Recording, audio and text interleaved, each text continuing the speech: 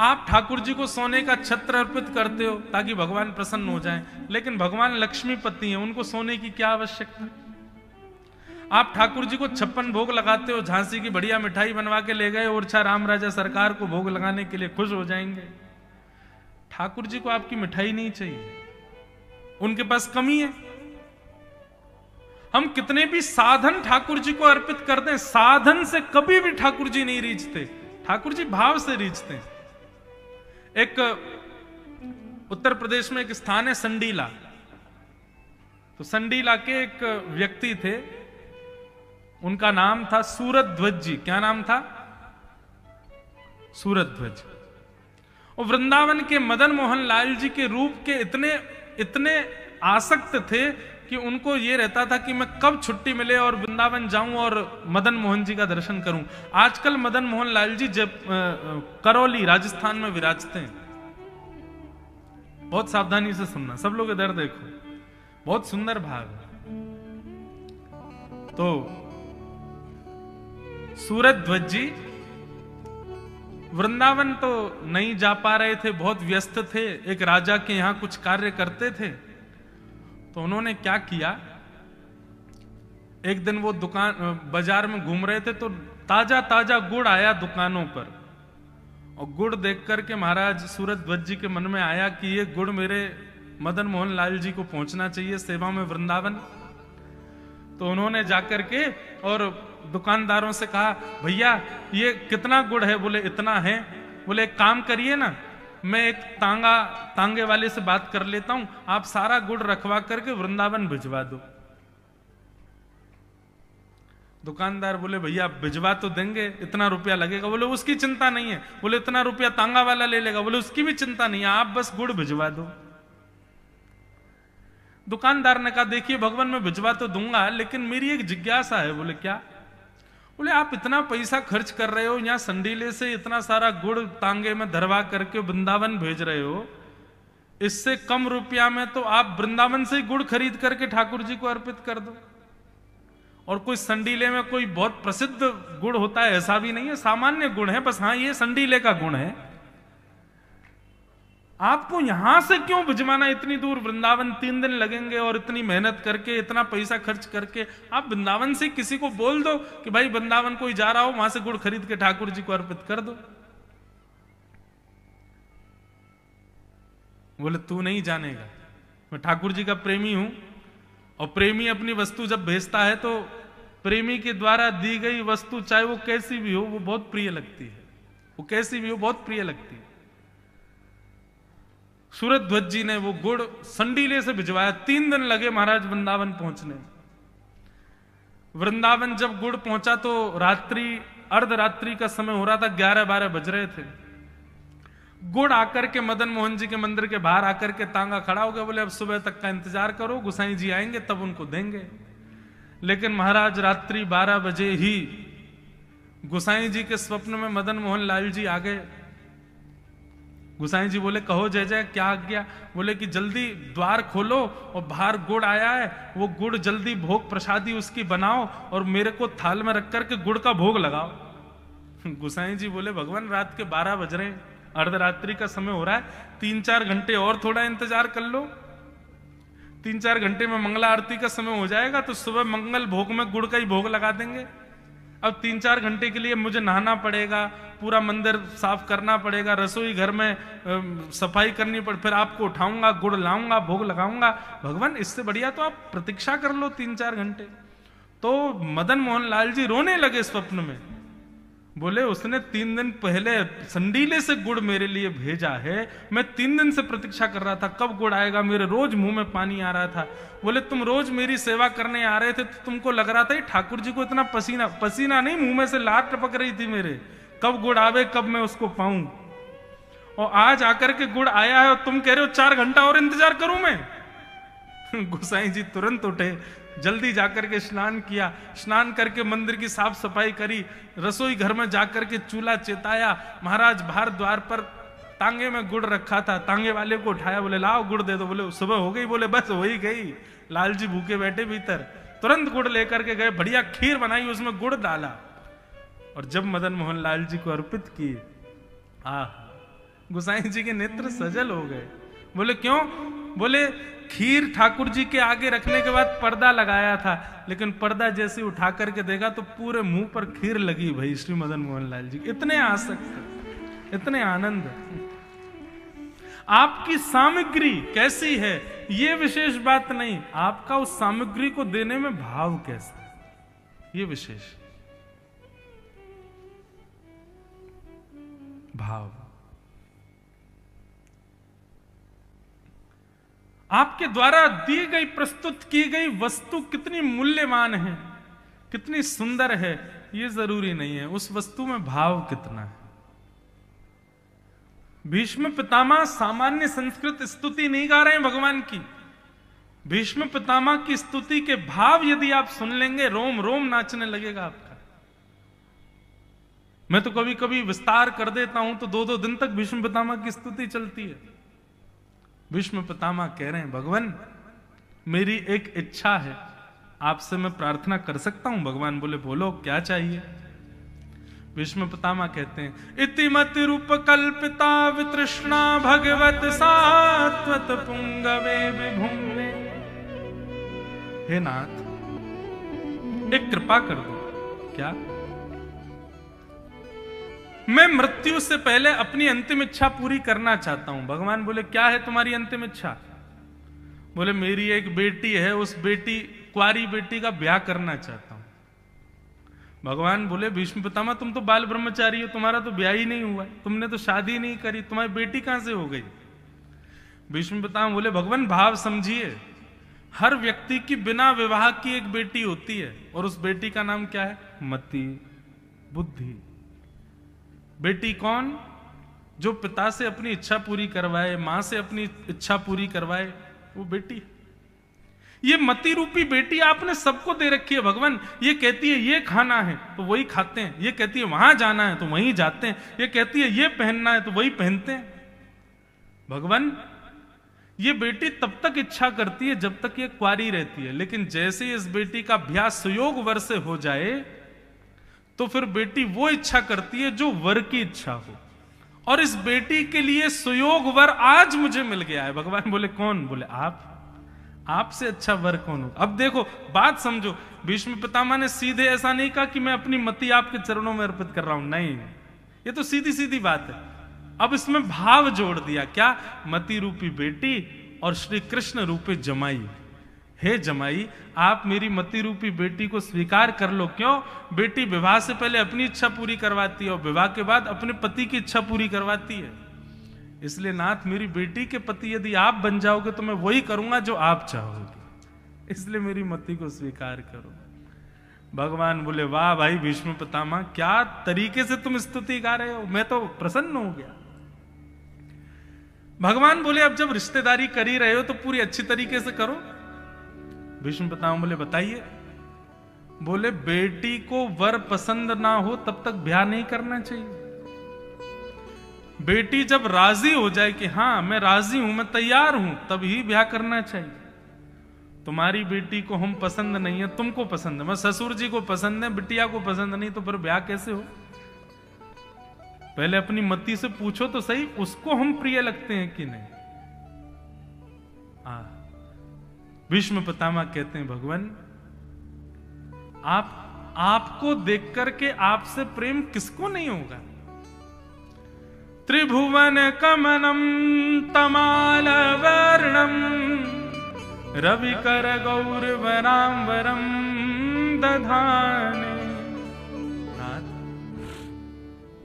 आपको देख करके आपसे किसको प्रेम नहीं होगा? आपका रूप इतना सुंदर। भीष्म पितामह कहते हैं, और उस पे भी आपका श्रृंगार। बोले एक तो आप हो तमाल वर्ण के, तमाल वर्ण कहते हैं, ठाकुर जी काले नहीं है, ठाकुर जी कैसे हैं? सांवले भी नहीं है, अलग ही रंग है ठाकुर जी का। जैसे गहरे समुद्र का रंग होता है, जैसे घने बादलों का रंग होता है, उस रंग का वर्णन नहीं किया जा सकता, ऐसा रंग है ठाकुर जी का। बोले हे नाथ एक तो आप थोड़े से सांवले से हो, तमाल वर्ण के हो, उस पर भी आप ये पीली पीली बगलबंदी पहन करके जब चलते हो ना नाथ, तो मेरी मति क्या तीनों लोग आपके रूप पर न्योछावर हो जाता है भगवान। अकबर की पत्नी ताज बेगम हमारे वृंदावन आई। अकबर भारत हिंदुस्तान, शहंशाह हिंदुस्तान, राजा है पूरे भारत का, कहीं भी जा सकता है। वृंदावन आई और महाराज वृंदावन से जैसे गोवर्धन गए तो गोवर्धन पर्वत पर श्रीनाथ जी विराज रहे थे मंदिर में। गोसाई जी से जाकर के अकबर ने कहा कि देखिए हमारी तो ज्यादा इच्छा नहीं है, पर हमारी पत्नी की इच्छा है आपके खुदा को देखने की, वो है कैसे? तो गोसाई जी बोले देखिए भगवान क्षमा करना, हमारे यहाँ हिंदुओं को ही प्रवेश है मंदिरों में, आप तो अच्छे राजा हैं, पर कई विजातीय राजा जो मंदिरों में प्रवेश कर जाते हैं और मंदिर तोड़ देते हैं, इसलिए नियम है कि अब बस हिंदू ही जा सकते हैं। पर ठीक है, हम आपकी पत्नी देखना चाहती है तो उसको एक खिड़की से दिखा देते हैं। और एक खिड़की से जैसे ही ताज बेगम को ठाकुर जी का दर्शन कराया, महाराज अब तो ऐसी स्थिति हो गई, कृष्ण तन कृष्ण धन कृष्ण ही हमारो मन, कहीं भी जा रही हैं उनको कृष्ण ही कृष्ण दिखाई दे रहे हैं। अकबर कुछ बात कर रहा है लेकिन ताज बेगम एक अलग ही सोच में है। जब से देखा है ठाकुर जी की उस मधुर छवि को, आहा मेरो मन गिरधर छवि पे अटक्यो, ललित त्रिभंगी चाल पे चल के चिबुक चारु गड़ी ठटक्यो, मेरो मन गिरधर छवि पे अटक्यो। ताज बेगम को बुखार आ गया। बड़े बड़े वैद्यों ने, बड़े बड़े चिकित्सकों ने, हकीमों ने आकर के उसको ठीक करने का प्रयास किया लेकिन ज्वर दूर नहीं हुआ। तो एक दिन ताज बेगम ने अपने पति अकबर से कहा मेरा ज्वर दूर नहीं होगा ऐसे। बोले क्यों? बोले ये प्रेम का ज्वर चढ़ा है। अकबर बोले किसके प्रेम का? बोले वृंदावन चंद, वृंदावन बिहारी लाल के प्रेम का है। मैं आपसे प्रार्थना करना चाहती हूं, मुझे वापस वृंदावन भेज दो, मैं सदैव उनको देखना चाहती हूं बस। ताज बेगम का एक पद है, उसमें वो क्या कहती हैं? सुनो दिल जानी मेरे दिल की कहानी। जब ताज बेगम वापस वृंदावन आई और वृंदावन आकर के ठाकुर जी का जब उसने दर्शन किया तो कई लोग ताज बेगम को मंदिर जाने से रोकते थे, मंदिर में प्रवेश नहीं करने देते थे। तो ताज बेगम क्या करती थी? द्वार पर बैठ जाती और दर्शन करके आने वाले लोगों से पूछती कैसे लग रहे हैं ठाकुर जी। कोई कहता आज नीली पोशाक पहनी है, ऐसा मुकुट पहना है, ऐसे कानों के कुंडल हैं, ऐसे हाथों के कड़ूले हैं। तो रोज रोज पूछते पूछते अब ताज बेगम पता है क्या करती? बाहर की रेत में बैठ करके एक सीख से ठाकुर जी की छवि बनाती और अंदर से दर्शन करके आने वाले दर्शनार्थियों से पूछती 2 मिनट मेरे साथ आइए ना, साथ ले जाके पूछती क्या भीतर जो ठाकुर जी बैठे हैं वो ऐसे दिख रहे हैं? और जैसे ही वो व्यक्ति उस धूल में बनी हुई चित्र को देखता बोले बिल्कुल ऐसे ही दिख रहे हैं। ताज बेगम कहती अब मेरे चित्त को शांति है। ताज बेगम दर्शन नहीं कर पाती है, बाहर बैठी बैठी केवल चिंतन करती है। आज नीली पोशाक होगी, सिर पर लाल पाग होगी, गले में मोतियों की माला होगी, थोड़े थोड़े चंदन लगा रखे होंगे, घुंघराले केश होंगे, ठाकुर जी ने आज खस का इत्र लगाया होगा। और फिर ये सब सोच के दर्शनार्थी से बोलती भीतर जाके जरा बताइए ना आज ठाकुर जी कैसे। वो आके बताता आज ठाकुर जी ने नीली पोशाक, लाल पाग, खस का इत्र, मोती की माला। बस ये सुनते ही नाचने लग जाते। सुनो दिल जानी मेरे दिल की कहानी, तेरे हाथ हूँ बिकानी, तेरे हाथ हूँ बिकानी, बदन नाम भी सहूंगी। सुनो दिल जानी नंद के कुमार कुर्बान तेरी पे हूं तो मुसलमानी हिंदुआनी भी रहूंगी। सुनो दिल जानी मेरे दिल की कहानी, तेरे हाथ हूँ बिकानी, बदन नाम भी सहूंगी। सुनो दिल जानी। ऐसी ताज बेगम ठाकुर जी के ताज बेगम का चरित्र पढ़ के हमने भी एक बार प्रयास किया। 2020 की घटना है। 2020 में नाथद्वार में कथा हो रही थी, नाथद्वारा राजस्थान। हमारे लाल जी का उत्सव, श्री गिरधर लाल जी हमारे सेवा के ठाकुर जी, छोटे से, उनका हर वर्ष उत्सव होता है। इस बार द्वारिका में है, 11 से 17 जनवरी, द्वारिका गुजरात में। पूरे भारतवर्ष के संत आते हैं और महाराज सुबह कथा होती है, शाम को खूब उत्सव होता है। आप भी झांसी के लोग जो जो आ सको, सबको हमारा निमंत्रण, सब लोग पधारो। और जिसका भी आने का मन बन रहा हो वो हमारे किसी भी कार्यकर्ता से बात कर लेना, आपकी सब व्यवस्था वहां हो जाएगी। तो हमारे ठाकुर जी का प्रथम जन्मोत्सव हो रहा था नाथद्वार में, राजस्थान में। तो हमारे ठाकुर जी का श्रृंगार करके सुबह सुबह में 9 बजे कथा होती थी, 9 बजे मंच पे आ जाता था और कथा पूरी होती थी 1 बजे। तो तब तक मंदिर बंद हो जाता था, श्रीनाथ जी का मंदिर। तो मैं क्या करता था, रोज एक व्यक्ति को भेजता था कि आज तुम जाके दर्शन कराओ और मैं जब कथा करके उतरूं तब मुझे बता देना आज ठाकुर जी कैसे दिख रहे थे, उनका श्रृंगार कैसा था। तो ताज बेगम तो सोचती थी कि ऐसा होगा, हम सोचते नहीं थे। हम अपने लाल जी का श्रृंगार करते थे।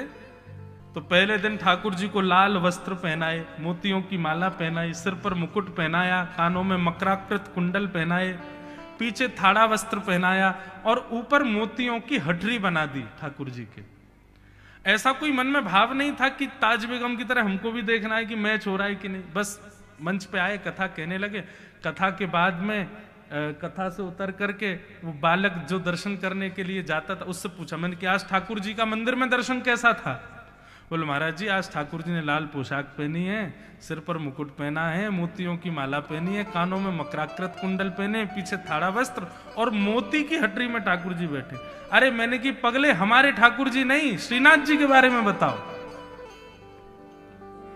वाह, ये है ग्राम सिंह, इनका भी कोई भजन होगा इसीलिए आगे कथा में।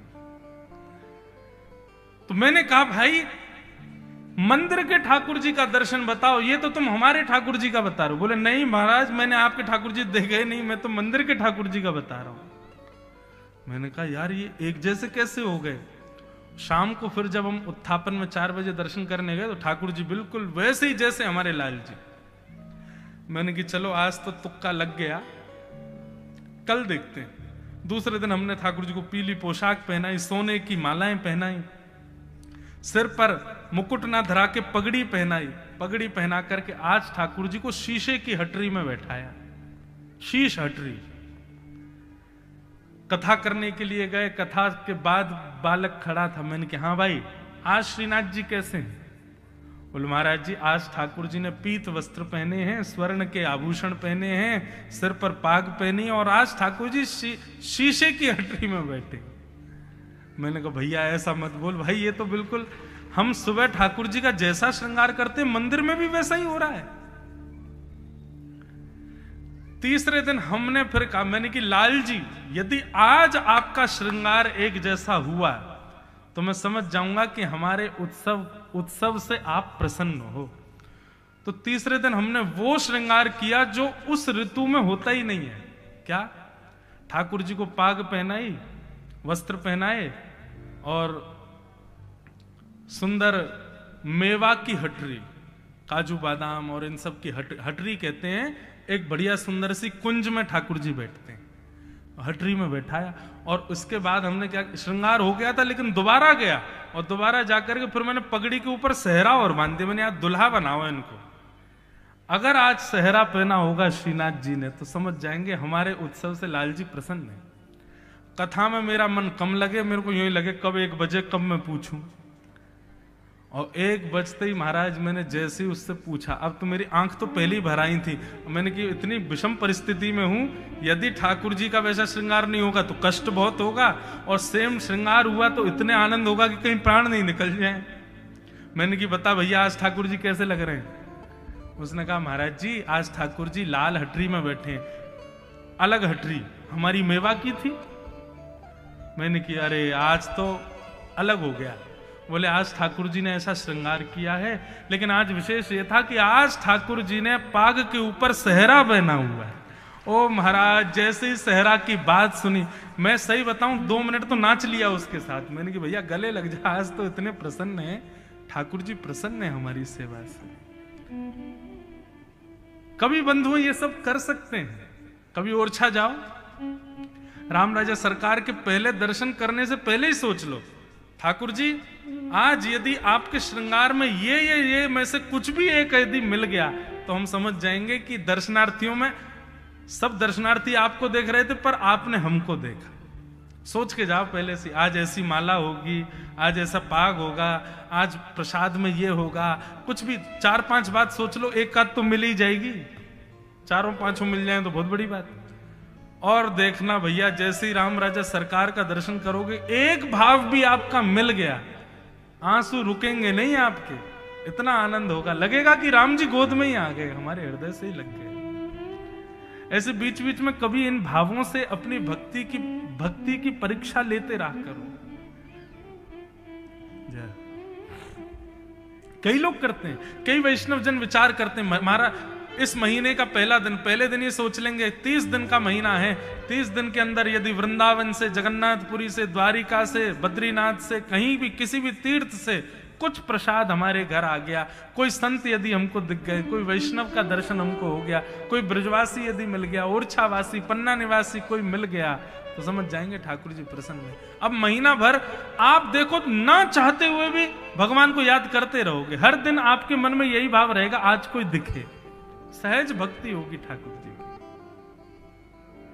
हाँ, भीष्म पितामह कहते हैं, भगवान आपका रूप इतना सुंदर है, कौन ना मोहित हो उस रूप पर। मेरी बेटी को आप पसंद हो भगवान, मेरी मति रूपी पुत्री से आप विवाह कर लो। भगवान ने कहा भैया सुंदरता से काम नहीं चलता, दामाद के अंदर बहुत सारे गुण देखने पड़ते हैं, सुंदर हो, शौर्य हो, स्वभाव हो, समझदारी हो, सारे गुण देखने चाहिए। भीष्म पितामह बोले जितने गुण आप बताओगे मैं सब आपके अंदर दिखा दूंगा।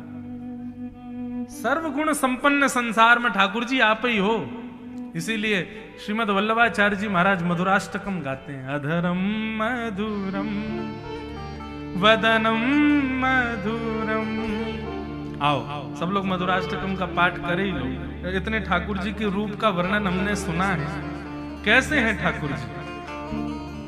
अधरम मधुरम वदनम मधुरम, अधरम मधुरम वदनम मधुरम, नयनम मधुरम हसितम मधुरम, हृदयम मधुरम,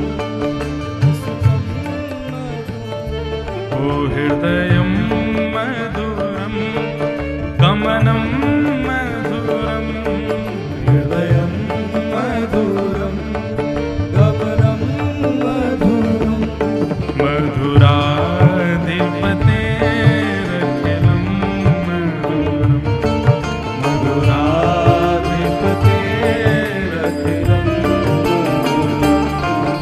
बंधुओं, मधुराष्टकम में श्रीमद् वल्लभाचार्य जी का भाव ये है कि भाई कोई व्यक्ति कहे कि ये व्यक्ति बहुत सुंदर है, लेकिन उस सुंदर व्यक्ति में भी आप एक अवगुण तो निकाल ही लोगे। संसार में कितना भी गुणयुक्त व्यक्ति क्यों ना हो, उसके अंदर कोई ना कोई कमी तो होगी। लेकिन हमारे मदन मोहन लाल जी, हमारे वृंदावन बिहारी लाल, राधा रमन लाल, युगल किशोर सरकार, हमारे राजा राम सरकार, ये यदि कभी प्रत्यक्ष मिल गए ना, इनमें एक भी अवगुण आप दिखा नहीं सकते। हंसते भी मधुर हैं, चलते भी मधुर हैं, बोलते भी मधुर हैं, लेटते भी मधुर हैं, और कहां तक कहें हमारे वृंदावन बिहारी लाल तो रोते भी मधुर हैं, सब मधुर हैं। इसीलिए कह रहे हैं मधुराधिपतेरखिलम मधुरम, मधुराधिपतेरखिलम मधुरम, वचनम मधुरम चरितम मधुरम, वसनम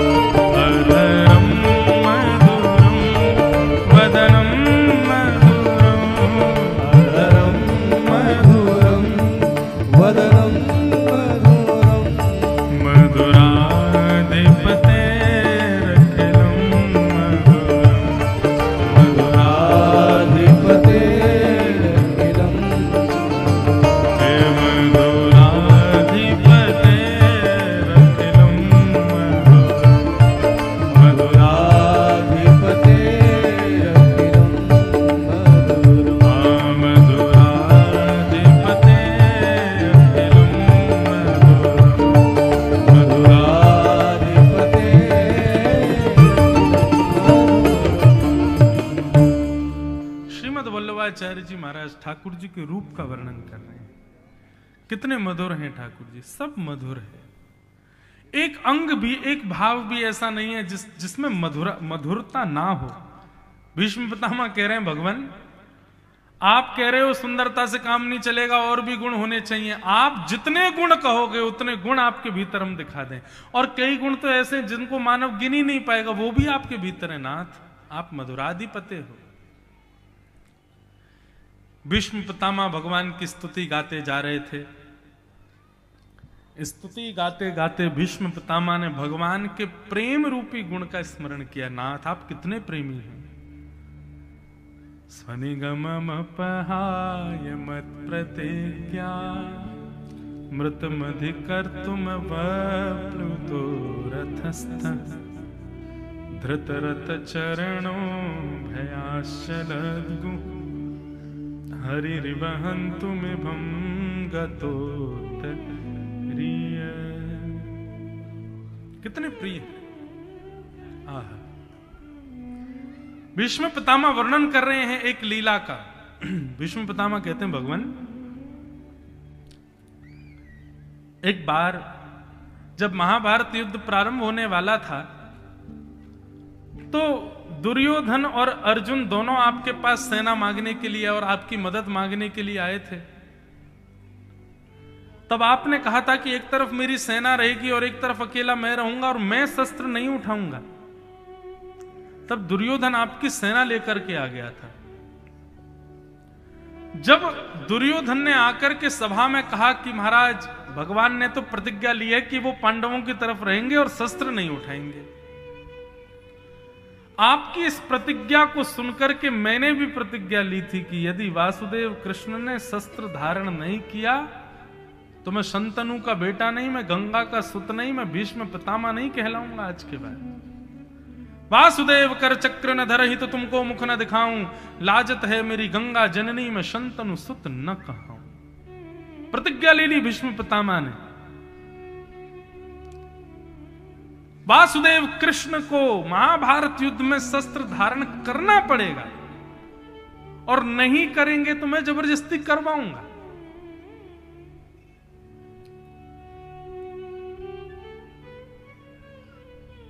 युद्ध प्रारंभ हुआ। 10 दिन निकल गए। कौरवों की सेना खत्म होने लगी।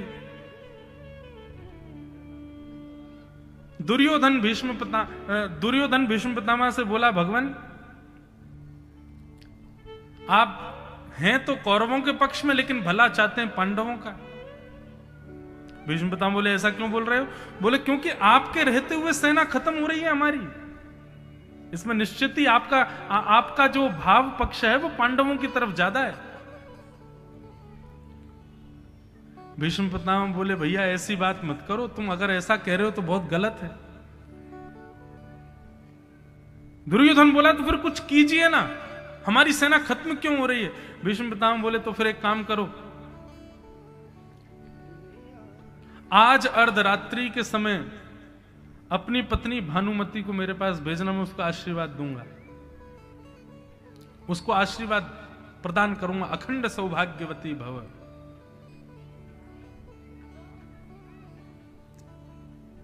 श्रीमन्नारायण नारायण नारायण, श्रीमन्नारायण नारायण नारायण, श्रीमन्नारायण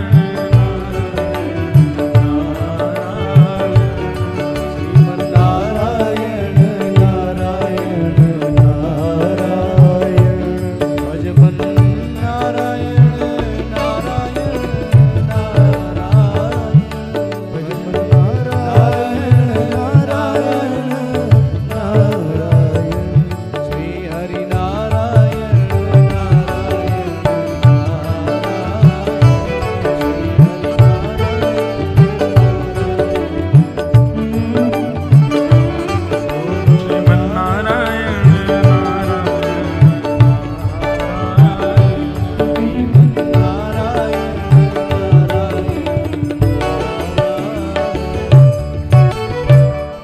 बोलो भक्त वत्सल भगवान।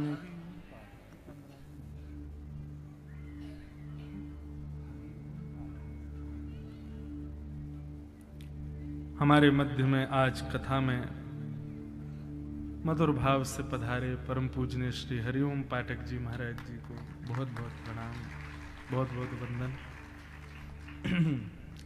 कथाक्रम थोड़ी देर और सुने। भीष्म पितामह ने दुर्योधन से कहा, ए दुर्योधन, तुझको बहुत मृत्यु का भय लगा हुआ है। एक काम करो, अर्धरात्रि के समय अपनी पत्नी भानुमति को भेज देना, अखंड सौभाग्यवती, ऐसा आशीर्वाद दे देंगे उसको, नहीं मरोगे तुम, और तुम नहीं मरोगे तो महाभारत युद्ध तुम ही जीतोगे। दुर्योधन बोला, भगवान बस यही चाह रहा था मैं कि आप थोड़ा सा आशीष बनाइए। अर्धरात्रि का समय, भीष्म पितामह अपनी संध्या वंदन कर रहे थे। भानुमति तो आई नहीं, उससे पहले द्रौपदी को लेकर भगवान कृष्ण पहुंच गए और द्रौपदी से बोले, सुनो, भीष्म पितामह का जाके आशीर्वाद ले लो। द्रौपदी बोली, आधी रात में आशीर्वाद क्यों लेना है, सुबह सुबह ले लूंगी। बोले नहीं, सुबह तक प्रतीक्षा करोगी तो सारा फेरबदल हो जाएगा महाभारत में। भानुमति आए उससे पहले तुमको लेना है।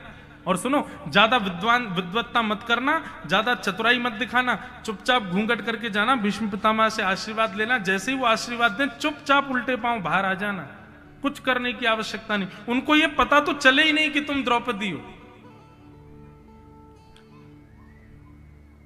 द्रौपदी बोली, अगर उनको पता चल गया कि मैं द्रौपदी हूं तो मैं संभाल लूंगी बात को, लेकिन वो मुझसे ये जरूर पूछेंगे कि तुम इतनी रात को आई कैसे।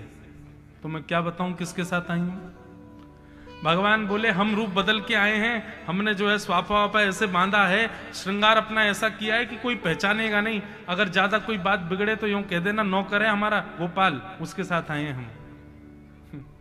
द्रौपदी बोली, ठीक है। द्रौपदी भीतर गई, भीष्म पितामह संध्या वंदन करके बैठे थे। द्रौपदी ने आती जैसी प्रणाम किया, भीष्म पितामह ने माला नेत्रों से लगाई, दोनों भुजा से आशीर्वाद धरते हुए और सिर पर हाथ रख के बोले, अखंड सौभाग्यवती भव, तुम्हारा पति अजर अमर हो जाए, तुम्हारा सौभाग्य अखंड हो जाए। अब द्रौपदी को यह थोड़ी पता था कि ये ऐसा आशीर्वाद देंगे। उसको लगा भगवान भेज रहे हैं, हाथ धर देंगे, कुछ कहें नहीं कहें उससे हमको क्या मतलब। अखंड सौभाग्यवती भव, वो भी द्रौपदी, मतलब एक नहीं 5 पति अखंड हो जाएं तुम्हारे। द्रौपदी के तो 5 पति। द्रौपदी बोली, यही कह रहे हैं अखंड सौभाग्यवती भव, और यही दूसरे दिन युद्ध में मेरे पतियों के पीछे ही बाण लेके घूमते हैं। चलो अच्छा है, इन्होंने आशीर्वाद दिया है, जिम्मेवारी इन्हीं की है कि मेरे 5 पति की रक्षा ये करें, इसलिए थोड़ा इनको बता तो दूं कि भाई कल से ध्यान रखना 5 का। और तुरंत द्रौपदी ने अपना घूंघट उठा लिया। बोले, पितामह याद रखिएगा अपने आशीर्वाद को, एक नहीं 5 की जिम्मेवारी अब आपकी है, एक का भी बाल बांका नहीं होना चाहिए। द्रौपदी को देख करके भीष्म पितामह बोले, द्रौपदी तू कहां से आ गई?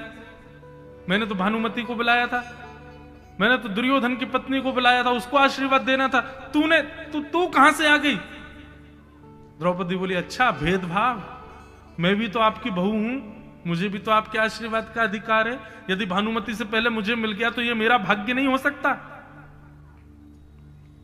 भीष्म पितामह के नेत्र सजल हो गए। कोई बात नहीं बेटा, अखंड सो, अब तो विधाता भी नहीं रोक सकता इस महाभारत युद्ध को पांडवों को जिताने से। अब तो पांडव ही जीतेंगे। लेकिन भीष्म पितामह की तुरंत बुद्धि खनकी।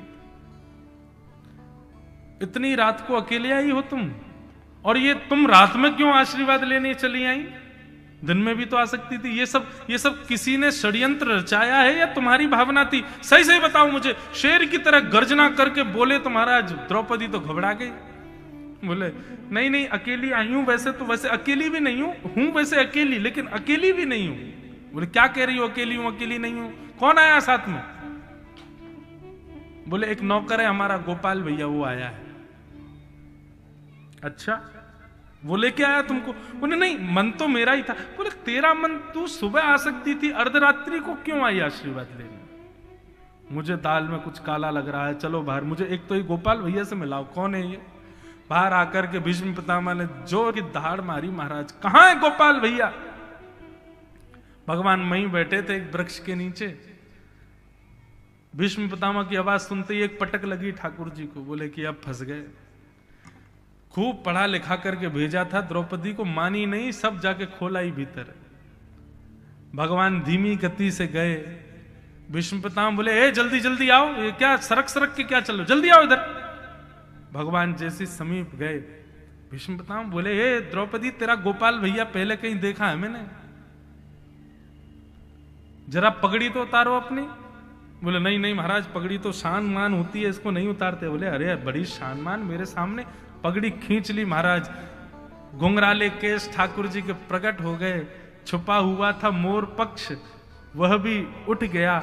इतने सुंदर छवि ठाकुर जी की प्रकट हुई तो बादलों में छुपा हुआ था चंद्रमा मन में सोचने लगा ठाकुर जी इतने सुंदर दिख रहे हैं और मैं यहां छुपा बैठा हूं, थोड़ा प्रकाश किया जाए। इतने में ही बादलों की ओर से हटकर के चंद्रमा ने प्रकाश किया।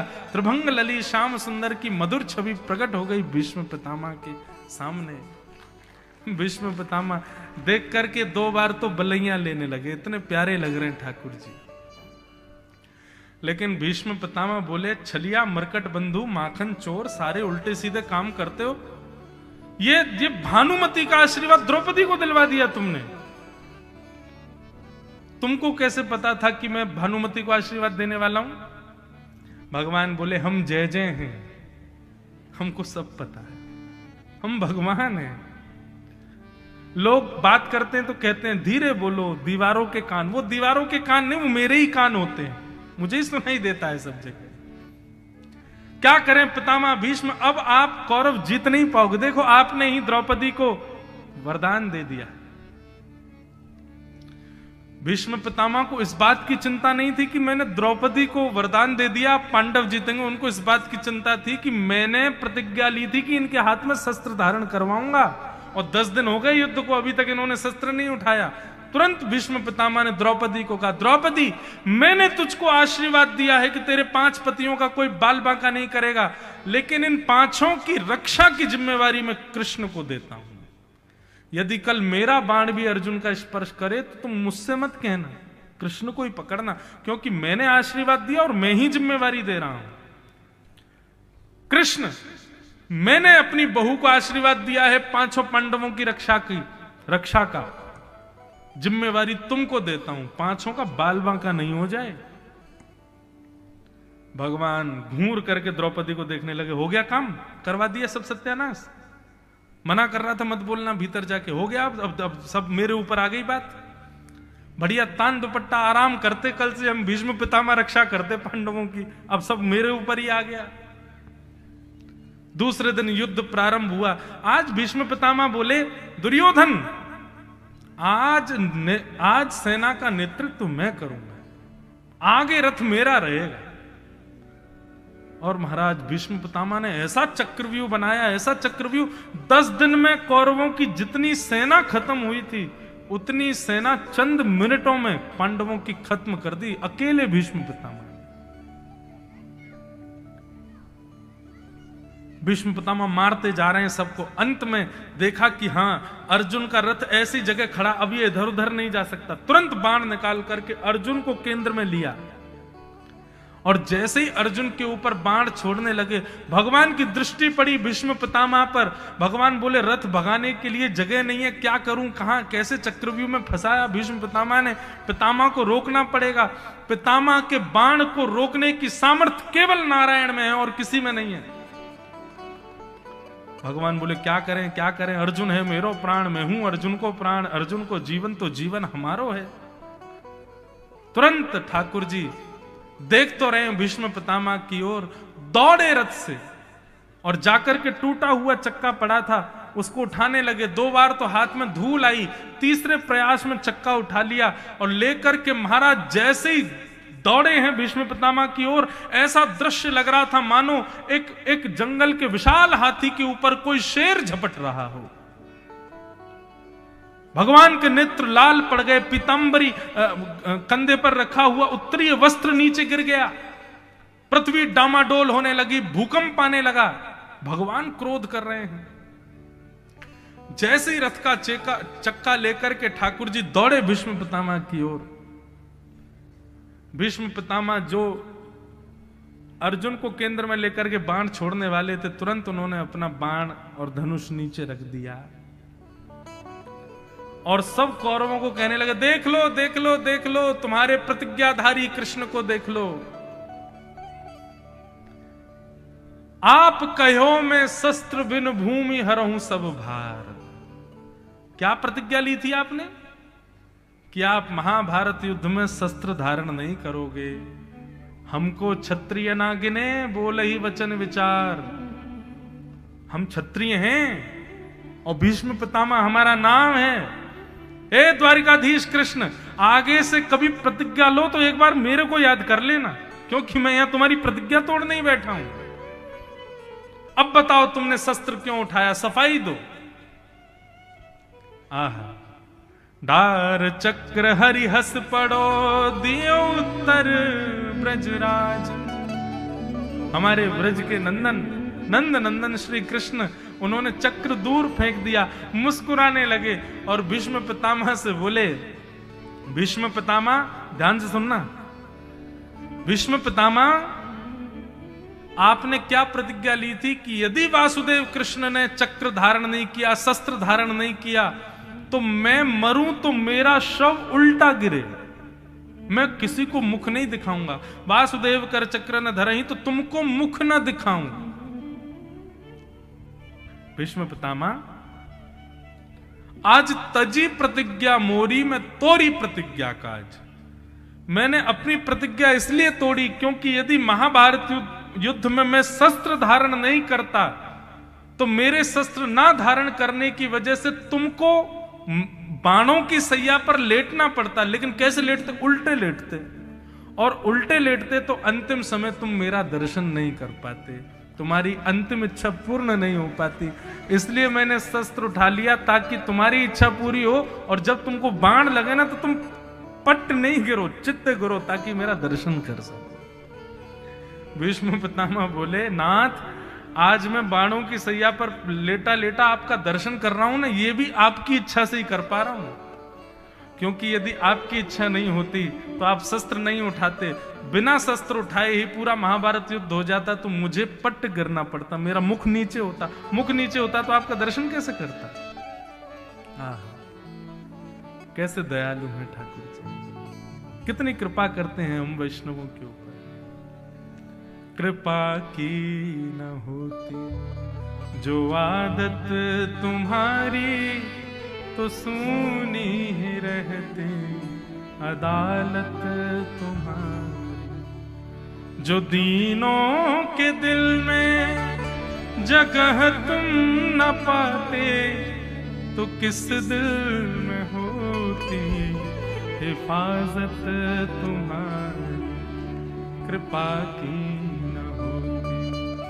जो आदत तुम्हारी, तो सूनी रहती अदालत तुम्हारी। बोलो भक्त वत्सल भगवान की। भीष्म पितामह की भक्ति पर रीझ गए ठाकुर जी, और भीष्म पितामह ने स्तुति गाते गाते गाते भगवत दर्शन करते करते अपने प्राणों का परित्याग कर दिया। एक दिव्य ज्योति भीष्म पितामह के मुख से निकली और भगवान में जाकर के विलीन हो गई। बोलो भक्त वत्सल भगवान की। ऐसे भीष्म पितामह की भक्ति को हम बारंबार प्रणाम करते हैं। भगवान भीष्म पितामह के भाव को लेकर के द्वारिका प्रस्थान कर गए, और यहां उत्तरा के बालक ने जन्म लिया जिसका नाम परीक्षित रखा गया। परीक्षित ने एक संत अपराध किया, इसलिए उनको श्राप लगा, और श्राप के कारण श्री सुखदेव जी से उन्होंने सप्ताह भागवत की कथा को श्रवण किया। इस क्रम को अब हम कल 2 बजे से श्रवण करेंगे। आज कथा का क्रम यहां तक पहुंचा। कल बंधुओं भगवान का मंगल जन्मोत्सव हम आप सब लोग मनाएंगे। कल पीले पीले वस्त्र पहन करके आना, भाई लोग पीले पटके डाल के आना, पीला पीला चंदन लगा के आना, बढ़िया सज धज के आना। और कोई पूछे कि भैया इतने सज धज के कहाँ जा रहे हो, तो ये मत कहना गौड़ बाबा आश्रम जा रहे हैं या फिर पंडाल में जा रहे हैं। यूं ही कहना हम तो गोकुल जा रहे हैं, आज झांसी गोकुल बन गया है, ठाकुर जी का मधुर जन्मोत्सव होने वाला, वहीं जा रहे हैं। कल सब ब्रजवासी बन करके आओ, और कल से तो बढ़िया रसगुल्ला वाली कथा शुरू हो जाएगी। परसों फिर ब्रजमंडल में ठाकुर जी की गोवर्धन लीला आदि आदि उत्सवों का क्रम चलेगा। हम लोग बड़े प्रेम और भाव से श्रवण करेंगे। बंधुओं, इतना आनंद हमको आ रहा है कथा सुनाने में, बहुत सुख मिल रहा है। आपको कितना सुख मिल रहा है ये तो नहीं पता, पर हमको तो बहुत आनंद आ रहा है। ऐसा लग रहा है मानो आप सबके हृदय में हमारे श्री गौड़ बाबा महाराज जी विराजमान होकर के इस मधुर कथा को श्रवण करवा रहे हैं। आप सब लोगों को बहुत बहुत प्रणाम है। इस मधुर कथा में जितने भी वैष्णव जन जहां जहां से भी पधार रहे हैं, सबको हमारा बहुत बहुत वंदन है। इस कथा के मुख्य यजमान, सह यजमान, हमारे कथा के मुख्य आयोजक के रूप में हमारे श्री विनोद चतुर्वेदी जी महाराज, बहुत सुंदर आपका भाव है। बहुत वर्षों बाद ये कथा का क्रम अब हो पा रहा है। महाराज जी मुझे बता रहे थे, बीच में बहुत दिन का लंबा गैप रहा, लेकिन अब ये पुनश्च ये क्रम अब शुरू हो गया है। आप सबको इसकी खूब खूब बधाई। आओ 2 मिनट हरिनाम संकीर्तन करते हुए हम लोग अपनी वाणी को विराम देंगे।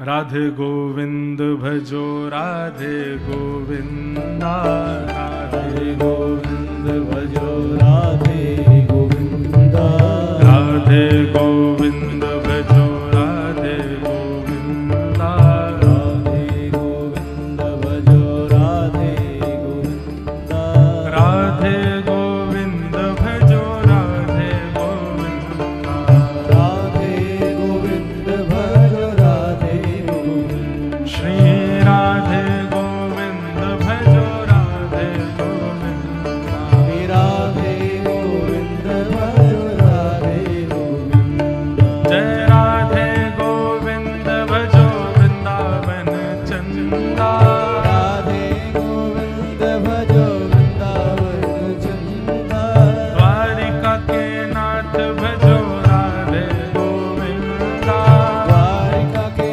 नाथ भजो राधे गोविंदा, पुरी जगन्नाथ भजो राधे गोविंदा, पुरी जगन्नाथ भजो राधे गोविंदा, बद्री विशाल भजो राधे गोविंदा, बद्री विशाल भजो राधे गोविंदा, युगल किशोर लाल भजो राधे गोविंदा, युगल किशोर लाल भजो राधे गोविंदा, राम राजा सरकार भजो राधे गोविंदा, राम राजा सरकार भजो राधे गोविंदा, राधे गोविंद भजो राधे गोविंदा, राधे गोविंद भजो राधे गोविंदा, जय राधे राधे राधे राधे राधे गोविंदा, राधे